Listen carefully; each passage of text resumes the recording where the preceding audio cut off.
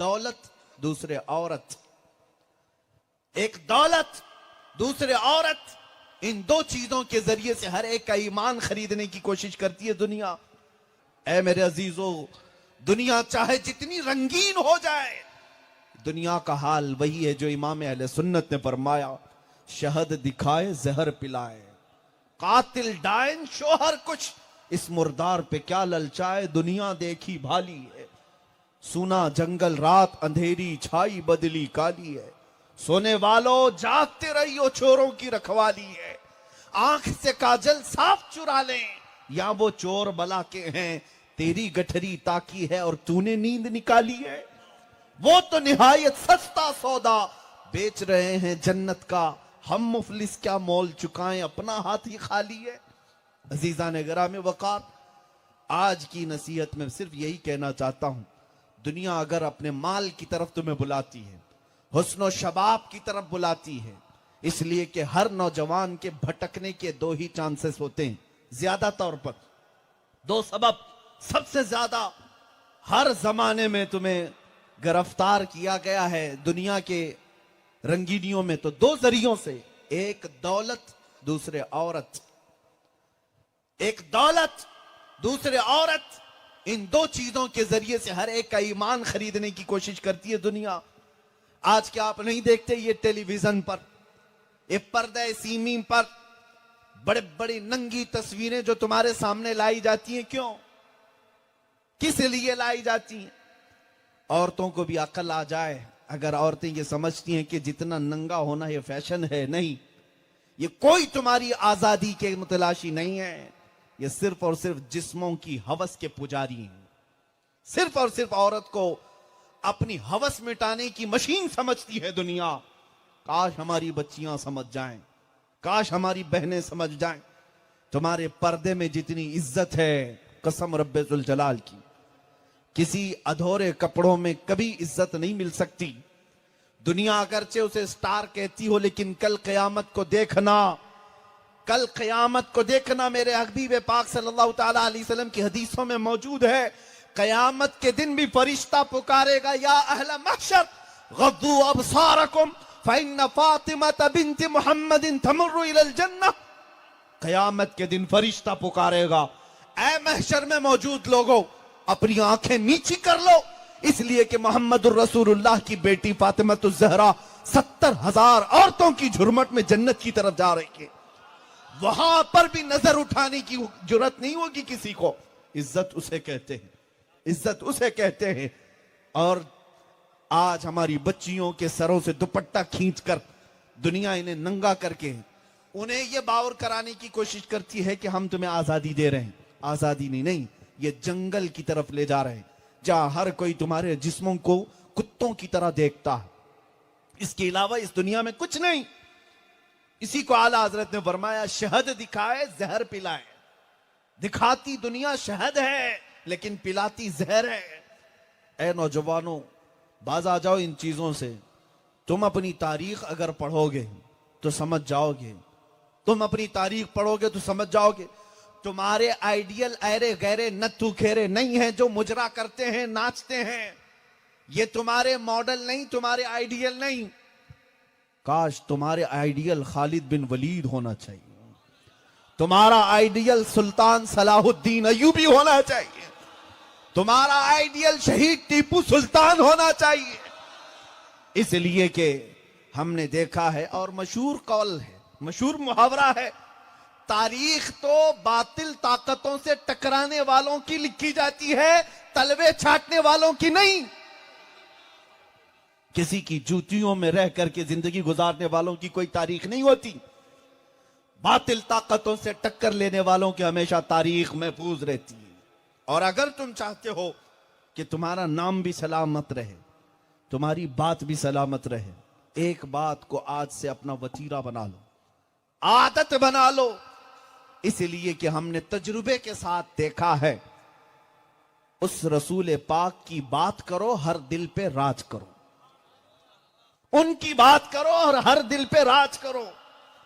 आज हमने अपनी इज्जतें देखी हैं किसी सियासी पार्टी की नुमाइंदगी की वजह से नहीं। मैं आज किसी कैंपेनिंग के लिए नहीं आया हूं, ये कोई इलेक्शन की रैली भी नहीं है मेरे अजीजों। मुसलसल कई रातों से मैं इसी तरह के मजमे को खिताब करता रहा हूं।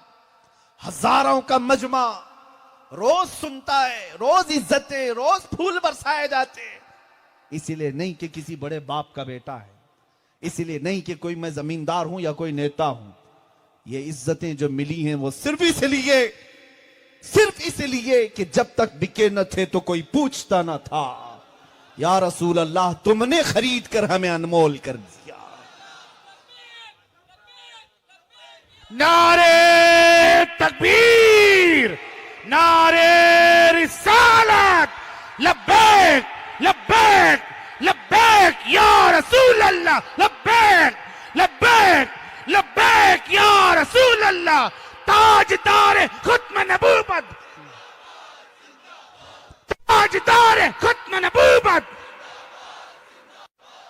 अजीजा ने गिरामी वकार, सालों बीत गए। आज यहां पर जिन औलिया की याद में हम बैठे हैं, चाहे वो तुम्हारे इलाके के हों, चाहे दूर दराज रहने वाले हों, अब तक हमारे मजमों से उनका नाम गायब नहीं हुआ। आप देखें, यहां पर कुर्सियां जो गरीबों का खून चूस करके लगाई जाती हैं, 5 साल बार बार झूठ बोल बोल करके लगाई जाती हैं, इन कुर्सियों के पैर कब हिलते हैं तुम्हें अंदाजा है? थोड़े ही दिनों के बाद ना इनका नाम रहता है। अरे पेपर के किसी कोने में भी नाम नहीं आता। कई ऐसे मंडलियों में बैठे हुए आज भी लोग हैं जो अपने जमाने के दिग्गज कहलाते थे। 40-40 साल पार्टियों में जूतियां उठाते रहे, खिदमत करते रहे, बूढ़े हो गए तो दुनिया ने उन्हें साइड लगा दिया। अब तुम बड़े हो गए हो, 80 साल के हो गए हो, किनारे बैठो, अब दूसरे राज करेंगे। ये दुनिया में तख्त व ताज की मार पर यही होता है। लेकिन हम देख रहे हैं 800 साल से अजमेर की धरती पर जो कुर्सी है वो अब तक नहीं हिलती। नारे तकबीर, नारे रिसालत, उलमाए अहले सुन्नत, दमदार बेड़ा पार। वो शाह बदीउद्दीन जिंदा मदार रज़ी अल्लाह ताला अन्हु की बारगाह हो, दिलों पर राज करने वाली हुकूमत अल्लाह ने उन्हें अता की है। गरीब नवाज की हुकूमत हो, गौसे आजम की हुकूमत हो, अल्लाह ने उनको दिलों पर जारी फरमाया है और ये रहती दुनिया तक रहेंगी। मैं आपको बताऊं इनको क्यों हुकूमतें मिली हैं। ये मज़ारों में चले गए लेकिन हमारे दिलों पर राज करते हैं। हमारे बच्चों ने इन्हें देखा नहीं लेकिन गली गली में पुकार रहे दम मदार। कौन देखा है जिंदा शाहमदार को? नहीं देखा, लेकिन दिल वाबस्ता हो गया है। ये दिलों को किसने जोड़ रखा है? 600 साल गुजर गए, 800 साल गुजर गए। एक बात मैं आपको बता दूं, इन औलिया को जो इज्जतें दी गई हैं, आला हज़रत फरमाते हैं बेनिशानों का निशान मिटता नहीं, मिटते मिटते नाम हो ही जाएगा। उनके नाम की जब तक तुम हिफाजत करते रहोगे, मौला करीम तुम्हारी मौत के बाद भी तुम्हारे नाम को और तुम्हारे कलाम को हमेशा के लिए जिंदा करता। आज मैं आपको बताऊं, तुम अपनी जिंदगी चाहते हो, हुजूर ताजुश शरिया रहमतुल्लाह ताला अलैह फरमाते हैं तेरे दामने करम में जिसे नींद आ गई है। या रसूल अल्लाह, तेरे दामने करम में जिसे नींद आ गई है वो फना ना होगी, उसे जिंदगी मिली है। जो फना ना होगी उसे जिंदगी मिली है। जो मेरे मुस्तफा की बात करता है, अल्लाह उसका कलाम भी जिंदा रखता है और नाम भी जिंदा रखता है। आज जो भौंकने वाले कुत्ते हैं, ये मौसमी कीड़े हैं, आते हैं चले जाते हैं। इससे पहले भी आए, इससे बड़े बड़े भी, सड़े सड़े भी, लेकिन बाकी कोई नहीं रहा, बाकी कोई नहीं रहा। आप देखते रहना, आप देखते रहना इज्जत किसकी होती है। 100 साल के बाद मजमे से आज बरेली वाले इमाम अहले सुन्नत फाजिल बरेलवी को पुकारा जाता है। इश्क मोहब्बत, इश्क मोहब्बत किस लिए पुकारा जाता है? वो आला हजरत को इसलिए नहीं कि वो पठान थे, इसलिए पुकारा जाता है कि इश्क रसूल में फना थे, नबी पाक की बात किया करते थे। और वो अपनी जिंदगी में फख्र किस बात पर करते? वो यूं कहते, उस गली का गधा हूं मैं जिसमें मांगते ताजदार फिरते हैं। उस गली का गधा हूं मैं जिसमें मांगते ताजदार फिरते हैं। रसूलुल्लाह के दरबार की गली का गधा होने पर जिसने फख्र किया, मौला उसे 100 साल के बाद भी हर मजमे में जिंदा रखा है। और एक हमने अपनी आंखों से देखा, अभी आंखों से देखा। साल भर पहले एक राफजी कुत्ता निकला और मेरे नबी पाक की शान में भौंकने लगा और ये कहा कि मैं मोहम्मद नामी एक दूसरी किताब लिखूंगा, कुरान की 26 आयतों को बदल दूंगा। और फिर हुआ ये कि खुद का नाम बदल लिया, धर्म भी बदल लिया और पता नहीं क्या क्या बदला। हाल ये हुआ कि बीवी बच्चे भी छूट गए और जिनके धोती में पनाह लेने गया था, 4 महीनों से ज्यादा पनाह नहीं मिली, वापस फिर भटकते हुए आए। अब हालत ये हो गई, धोबी का कुत्ता, न घर का न घाट का। यही मुहावरा है ना, इधर से छोड़े उधर गए, उधर भी ना लिए, फिर कहीं के ना रहे। इसको आला हजरत फरमाते हैं, या रसूल अल्लाह, जो तेरे दर से यार फिरते हैं, जो तेरे दर से यार फिरते हैं, दर बदर यूं ही खार फिरते हैं, दर बदर यूं ही खार फिरते हैं। जो नबी पाक सल्लल्लाहु ताला अलैहि वसल्लम को छोड़ करके चलते हैं, हर जगह ठोकर खाते, हर जगह जलील होते हैं। ये तो अभी दुनिया की शामत है, अभी आखिरत देखना बाकी है, आखिरत देखना बाकी है। इसलिए ऐ नौजवानों, मैं तुम्हें इस बात की तरफ लाना चाहता हूं, जो बची हुई जिंदगी है तुम्हारे पास, जो बची हुई सांसें हैं तुम्हारे पास, या अहद कर लो कि हम जिएंगे तो मेरे मुस्तफा के तरीके पर जिएंगे। इसलिए कि हमारी जान भी उनके लिए, हमारा जिस्म भी उनके लिए। सहाबा जो कहते थे, फिदा का अभी वो उम्मी या रसूल अल्लाह, ऐ अल्लाह के रसूल मेरे माँ बाप आप पर कुर्बान, तो यूं ही नहीं कहते, उन्होंने अपना सब कुछ कुर्बान किया था हुजूर पर। आज उसी जज्बे की जरूरत है, उस जज्बे की जरूरत है। आज जितने बुलंदी के साथ तुम मेरे मुस्तफा के नाम पर नारा लगाते हो, जितनी बुलंदी के साथ नारा लगाते हो, क्या तुम ये अहद कर लेते हो कि मैंने दुनिया के लिए बहुत कुछ छोड़ा है, मेरे मुस्तफा के लिए अब गुनाहों को छोड़ने की बात करूंगा? मैं इस मजमे से पूछता हूं, हर जगह पर हमारी आदत है, हो सकता है आपसे शायर हजरात ये पूछते हैं किसको किसको मदीना जाना है, सब हाथ उठा देते हैं। किसको किसको मक्का जाना है, सब हाथ उठा देते हैं। किसको जन्नत में जाना है, सब हाथ उठाते हैं, और हम हाथ नहीं उठवाते। मैं आपसे पूछता हूं, कौन कौन है जो मेरे मुस्तफा की कदमों पे गर्दन देना चाहता है? हाथ मत उठाओ, इसलिए कि कभी झूठे ना पड़ जाओ। ये बहुत जिम्मेदारी की बात कर रहा हूं, इसलिए कि उठा हुआ हाथ हो सकता है किसी और से छुप जाए, मेरे मुस्तफा से नहीं। वो जरूर देख रहे हैं, वो जरूर देख रहे हैं। मैं आपसे पूछा भी नहीं था मुकम्मल, लेकिन तुम्हारा हाथ उठ गया, क्योंकि मुझे पता है हमारे हर मोहल्ले का बच्चा बच्चा भी मेरे नबी पर कुर्बान होने को अपनी जिंदगी की मेराज समझता। हकीकत है या नहीं? दिल पर हाथ रख करके बताओ, मेरे नबी पर कुर्बान होने को हम शहादत समझते हैं कि नहीं? जान मेरे अजीजों, जान एक ही मिलती है, एक ही मिलती है, और वो नबी के कदमों पर फिदा करने को हम अपनी जिंदगी की मसरत और मेराज समझते हैं।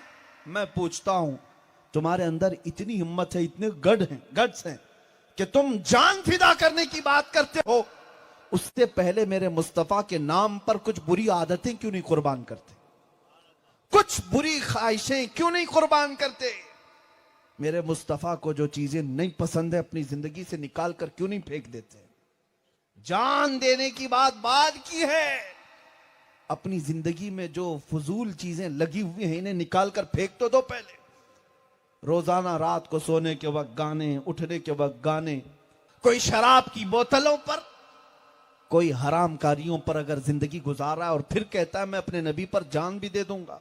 मैं उससे पूछता हूं, चंद बुरी ख्वाहिशात को हुजूर पर कुर्बान कर दे, वक्त आएगा तेरी आंखें बंद होने से पहले मेरे मुस्तफा को तू अपने सिराने के पास देखेगा। इसलिए कि उनके लिए अगर तूने अपनी कुर्बानी दी है, उनके लिए अगर कुर्बानी दी है, तो वो जरूर तशरीफ लाएंगे। मक्का मुकर्रमा में एक शख्स के मुतालिक किताब में लिखा हुआ, अबू हफ्स समरकंदी रहमतुल्लाह अलैह फरमाते हैं, एक शख्स का इंतकाल हुआ, उसका एक ही बेटा था, और जैसे ही वो आदमी मरा उसका चेहरा जानवर की तरह हो गया। बेटा डर गया, चेहरा बदल गया है बाप का, अब क्या करे, लोगों को दिखाए तो कैसे।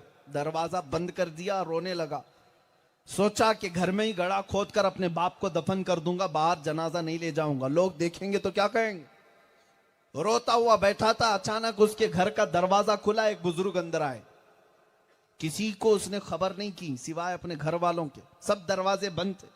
एक बुजुर्ग आए और सीधे उस मैयत के पास गए, चेहरे से चादर हटाई, उसके चेहरे पर हाथ रखा, फिर चादर ढाक दी। और ये जो बेटा रो रहा था उस मैयत का, उसके पास आए, कहा क्यों रो रहा है। उसने कहा मैं तो जानता नहीं आप कैसे आ गए, क्या नहीं देख रहे मेरे बाप का चेहरा गधे की तरह हो गया, जानवर की तरह, लोगों को मैं कैसे बताऊं, जनाजा कैसे उठाऊं, इस गम में रो रहा हूं। आए हुए बुजुर्ग ने कहा कुछ भी तो नहीं हुआ तेरे बाप के साथ, जा देख तेरे बाप का चेहरा सलामत है। वो बेटा उठता है, जा करके दौड़ कर देखता है, चादर हटाया तो उसके बाप का चेहरा तो चांद की तरह चमक रहा था, हसीनो जमील है, कुछ नहीं हुआ। वो बुजुर्ग इतना कह करके घर से निकल रहे थे, दरवाजे तक पहुंचे थे, ये भागते हुए आया और उनका दामन पकड़ लिया और पूछा कि आप अल्लाह के फरिश्ते हैं, अल्लाह के वली हैं, कौन है जो इतनी बड़ी मेहरबानी मेरे घर पर की।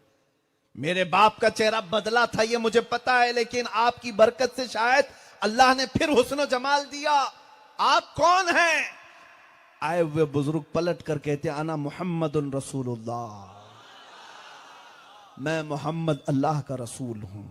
ये हुजूर के इंतकाल के 400 साल बाद की बात, हुजूर के विसाल के 400 साल बाद की बात लिखी गई है।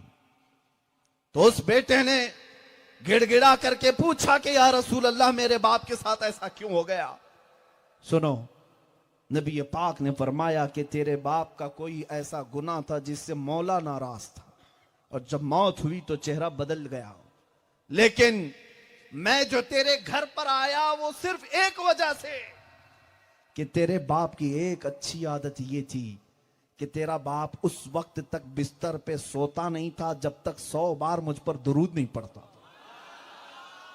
जब तक 100 बार मुझ पर दुरूद नहीं भेजता ये नहीं सोता था। मेरी गैरत को यह गवारा नहीं कि जो रोज रात मुझे पुकारता है मैं उसे तन्हा छोड़ दूं। अल्लाह का गजब हुआ था, मैं तेरे घर आया और तेरे बाप के चेहरे पर हाथ रखकर मौला से अर्ज किया कि ऐ रब्बे कदीर, वो चेहरा जो मुझे याद करता है वो सलामत नहीं रहेगा तो दुनिया ताना मारेगी। रब ताला ने फरमाया महबूब अपना हाथ उठाओ, हम उसका चेहरा पहले से ज्यादा हुस्न में बदलते। इसी को आला हजरत ने फरमाया जो न भूला हम गरीबों को रजा, जो न भूला हम गरीबों को रजा, याद उसकी अपनी आदत कीजिए। हम गरीबों के आका पे बेहद दुरूद, हम फकीरों की सरवत पे लाखों सलात। ऐ नौजवानों, इस भरी कायनात में भी मैं तुम्हें बताऊं सबसे ज्यादा हमारे गम को अगर कोई समझ सकता है तो मदीने के ताजदार की जात है। हमारे गम को, हमारे दर्द को, हमारी तकलीफ को, क्योंकि मेरे मुस्तफा ने फरमाया मेरे उम्मतियों के तलवों में अगर कांटा भी चुभ जाए तो उसका दर्द मुझे भी होता है। कौन है जो हमारा दर्द बर्दाश्त करता है। आज जितने मसीहा बनते हैं सब झूठे होते हैं, जितने तुम्हारे पास मदद के नाम पर आते हैं ये सब चॉकलेट पकड़ाने वाले लोग होते हैं, बस इसके अलावा कुछ नहीं। ये तो सिर्फ तुम्हारा इस्तेहसाल करते हैं। एक बड़े अधिकारी है, वो साहब मुझसे ठट्टा मारकर मजाक से कह रहे थे कि मौलाना तुम्हारी कौम को तो हम बहुत छोटी चीज में निपटा लेते हैं, छोटी चीजों में निपटा लेते हैं, इधर उधर 10-10 हमारे अतराफ घूमते ही रहते हैं आपके लड़के। क्या करते हैं, हम तो कभी उनका टोल माफ करा देते हैं, टोल में कह देते हैं कि भैया इसकी गाड़ी आए तो पैसा मत लेना, इतने ही पे ये पूरी जिंदगी हमारी गुलामी कर रहा है। ये हमको ताना मार करके कह रहे थे कि छोटी चीज में हम निपटा लेते हैं। ऐ नौजवानों, तुम्हारी जिंदगी ऐसी कैसी हो गई, दुनिया तुम्हारे साथ खेल रही है और तुम समझ नहीं पाते। तुम्हारे दर्दों का अगर कोई मसीहा है तो वह आमिना के लाल की जात है, वो नबी पाक सल्लल्लाहु ताला अलैहि वसल्लम की जात है। जानते हो जब हुजूर के नज़ा की हालत थी, आखिरी वक्त था हुजूर का, दुनिया से तशरीफ ले जा रहे थे। माँ आयशा सिद्दीका के जानू पर सर रखकर हुजरे में आराम कर रहे थे। बुखार शिद्दत का था। सकरात किसे कहते हैं जानते हो? सकरात, अच्छे अच्छे लोग सकरात में अपनी माँ को, अपने भाई को, अपने बहन को, अपने बेटे को नहीं पहचानते। सकरात का वक्त, मौत से पहले जो दर्द होता है बहुत शिद्दत का होता है। अगर जिस्म पर मक्खी भी बैठ जाए तो पहाड़ के बराबर लगती है, इतना दर्द होता है। एक बूंद पानी सकरात वाले के लिए एक नदी के बराबर होता है। सकरात में कोई किसी को नहीं याद करता, बहुत सख्त हालत है। लेकिन नबी पाक सल्लल्लाहु ताला अलैहि वसल्लम के नज़ा के वक्त यह फरमाया गया, मलकुल मौत जब तशरीफ लाए हुजूर के हुजरे में, रूह कब्ज करने की इजाजत मांगने लगे, तो मेरे मुस्तफा ने उस वक्त नज़ा के वक्त क्या पूछा जानते? मलकुल मौत से, इजराइल से ये कहा है, इजराइल जरा ये तो बता, ये जो नज़ा की तकलीफ है क्या मेरी उम्मत को भी दी जाएगी? क्या मेरी उम्मत भी इस दर्द से गुजरेगी? हुजूर को अपनी उम्मत का उस वक्त भी ख्याल है जब लोग अपने मां बाप बेटे को भूल जाते हैं, लेकिन रसूल पाक अपनी उम्मत को नहीं फरामोश करते। वो अपनी मौत के वक्त हम गरीबों को याद करते रहे। और जब हुजूर पाक सल्लल्लाहु अलैहि वसल्लम को कब्र में उतारा गया, हजरत अब्बास, हजरत अली कब्र में उतरने वाले, साहबा फरमाते हैं हुजूर के लब हिल रहे थे, हमने कान लगाए कब्र में, तो लबों पर हुजूर के यही अल्फाज थे, रब्बिग़फिर ली उम्मती, ऐ अल्लाह मेरी उम्मत को माफ कर दे। जो न भूला हम गरीबों को रजा, याद उसकी अपनी आदत कीजिए। मेराज की रात मेरे रसूल सबसे ज्यादा करीब गए अपने रब के, उससे ज्यादा करीब कोई नहीं गया आज तक, न जा सकेगा कयामत तक। वो मर्तबा किसी को नहीं मिला जो मेरे मुस्तफा को मिला। तुम्हें पता है अल्लाह से सबसे ज्यादा करीब जाने के बाद रसूल पाक को खुद अल्लाह ने पूछा कि ऐ महबूब बताओ कोई ख्वाहिश है? उस वक्त जो ख्वाहिश मेरे आका ने जिक्र फरमाई वो यही कि मौला मेरी उम्मत की बख्शिश मेरे हवाले कर दे, मेरी उम्मत की बख्शिश मेरे हवाले कर दे।